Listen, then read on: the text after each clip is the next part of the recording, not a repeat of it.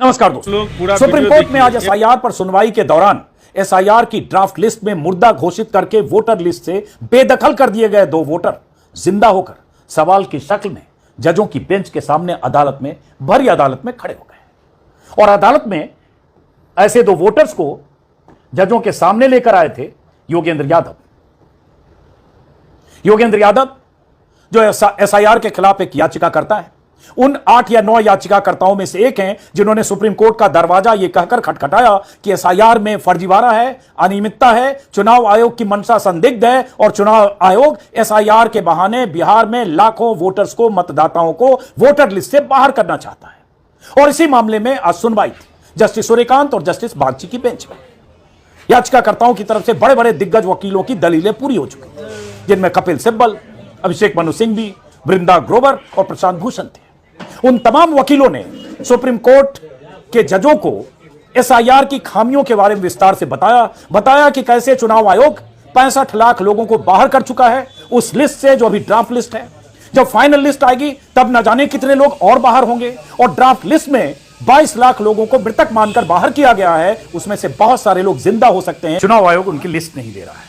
प्रशांत भूषण कह रहे थे इन 65 लाख लोगों में जिन्हें परमानेंटली शिफ्टेड कहकर बाहर किया गया या जिन्हें मृतक मानकर बाहर किया गया, उसकी लिस्ट बार बार कहने के बाद भी सुप्रीम कोर्ट हमें नहीं दे रहा है, माफ करें, चुनाव आयोग हमें नहीं दे रहा है। हमें अंदेशा है कि बड़े पैमाने पर वोटर्स को इस लिस्ट से बाहर किया जा सकता है।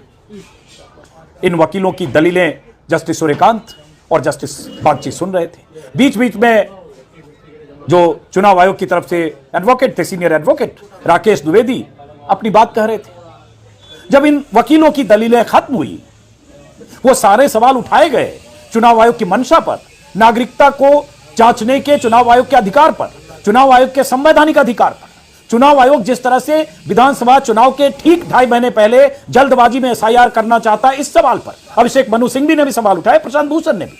ऐसे तमाम सवालों के बाद जब लगा कि अब कोर्ट अगली तारीख के लिए वक्त मुकर्रर करेगा या कल की सुनवाई के लिए वक्त मुकर्रर करके जज उठने वाले हैं, तभी जो अदालत में बहुत देर से मौजूद थे योगेंद्र यादव, जो बीच बीच में अपने एडवोकेट्स को कान में कुछ बता भी रहे थे, अचानक उन्होंने मोर्चा संभाला, खुद मैदान में आए और उन्होंने अपनी दलीलें जजों के सामने रखनी शुरू की। करीब करीब 25 मिनट तक योगेंद्र यादव ने वो तमाम सवाल उठाए जो सवाल योगेंद्र यादव बीते 1 महीने से लगातार उठा रहे हैं। और उसमें योगेंद्र यादव ने यहां तक कहा कि ये एसआईआर सिर्फ वोटर्स के नाम डिलीट करने का की प्रक्रिया है, इसमें एडिशन कुछ नहीं होना है, सिर्फ डिलीशन होना है। और डिलीशन की ये लिस्ट 1 करोड़ तक जा सकती है। बहुत सारे सवाल उठाए, उस पर आते हैं।